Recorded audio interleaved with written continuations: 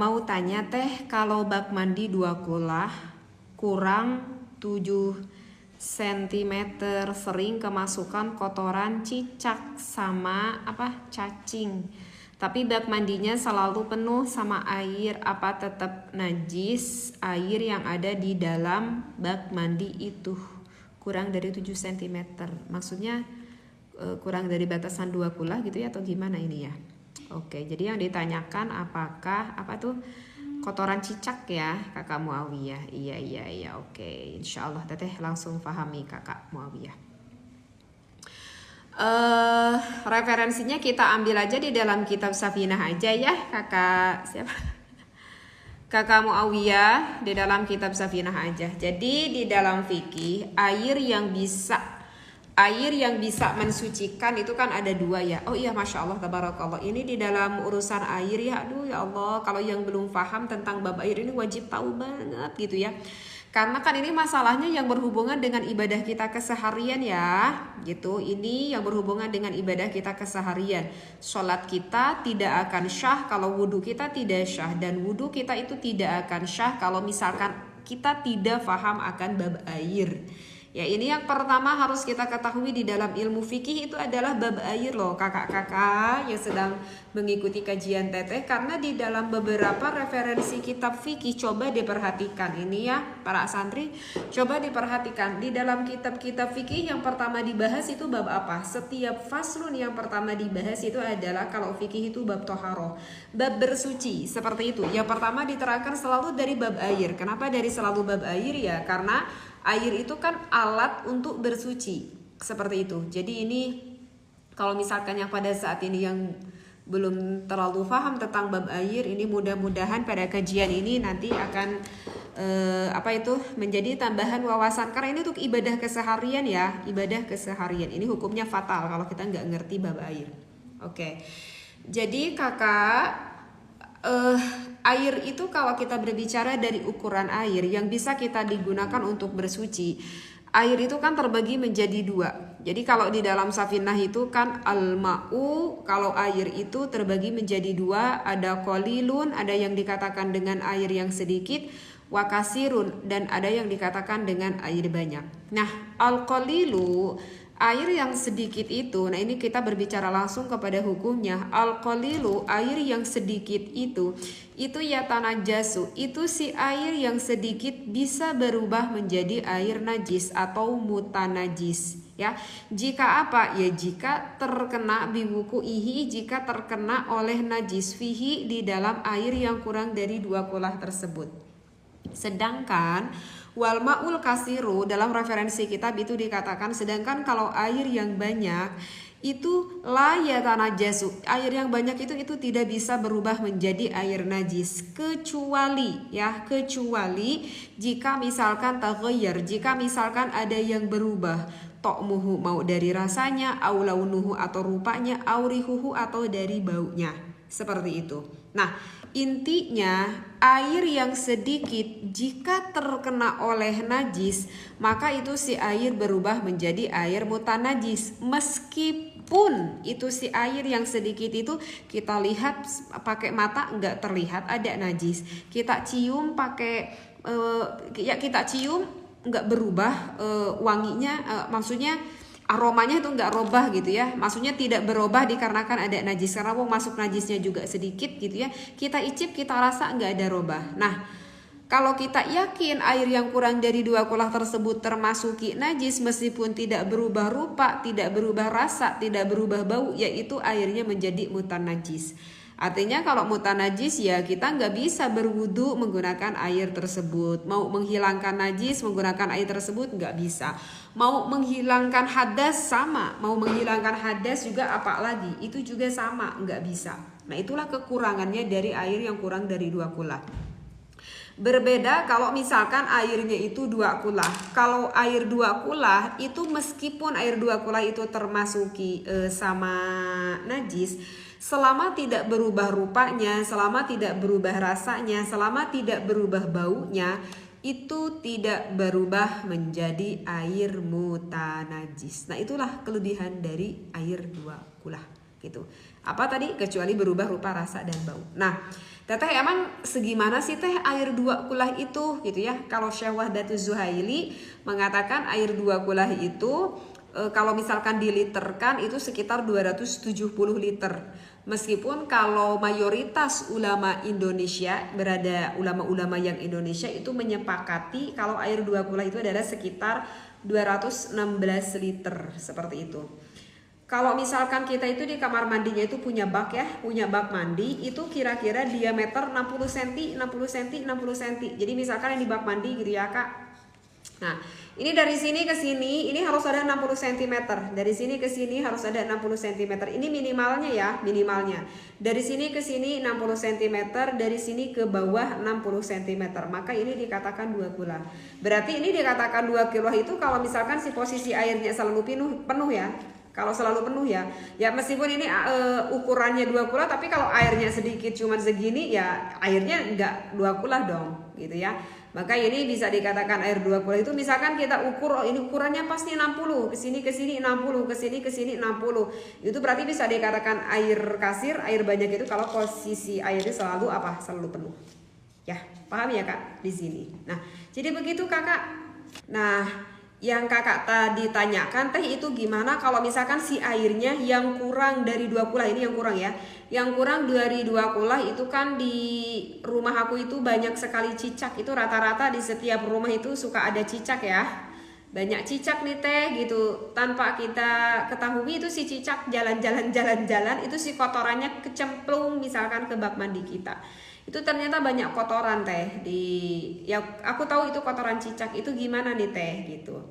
Nah, maka kalau yang teteh ketahui di dalam referensi kitab fikih juga seperti kotoran cicak, kalau misalkan kita sulit untuk meraksanya, jika kita sulit untuk meraksanya, maka itu hukumnya ma'fu anhu. Itu sih kotoran cicak najis ya najis, cuma najisnya itu ma'fu anhu Kakak.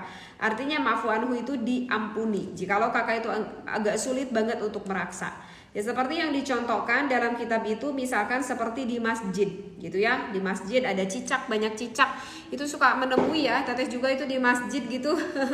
Itu suka di pinggir-pinggir tembok itu suka menemui ada kotoran-kotoran cicak. Nah, itu kayak gitu gimana? Nah, itu memang najis tetapi najisnya ma'fu anhu. Itu enggak apa-apa ya.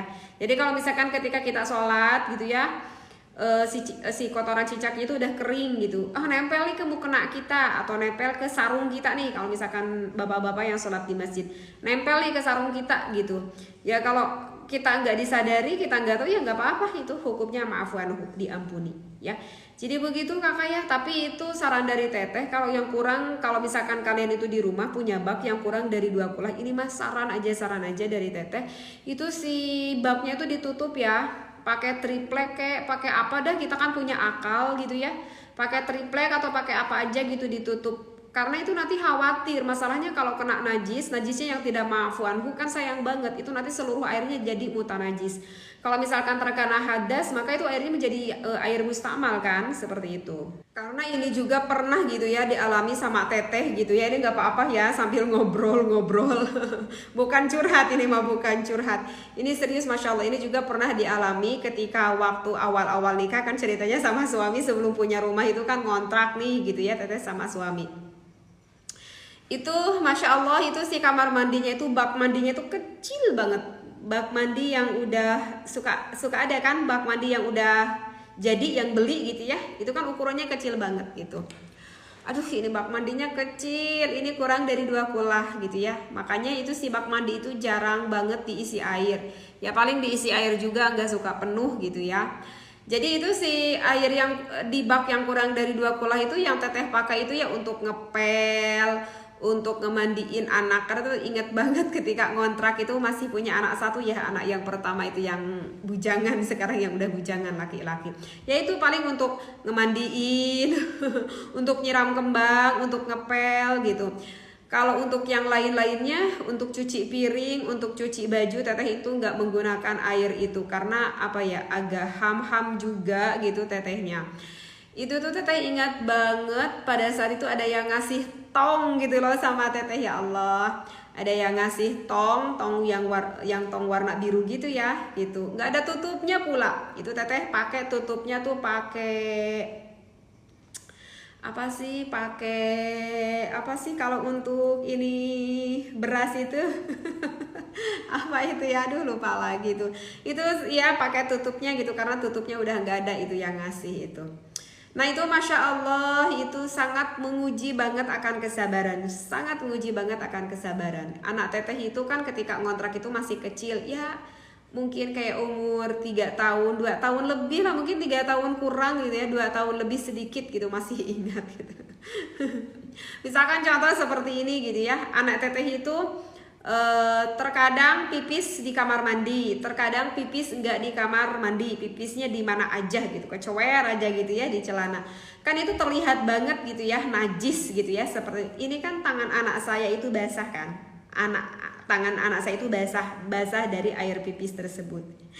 Itu gak tahu kenapa ujuk-ujuk kucuruk ke dapur gitu ya. Itu si tong biru yang padahal udah sengaja ditutup.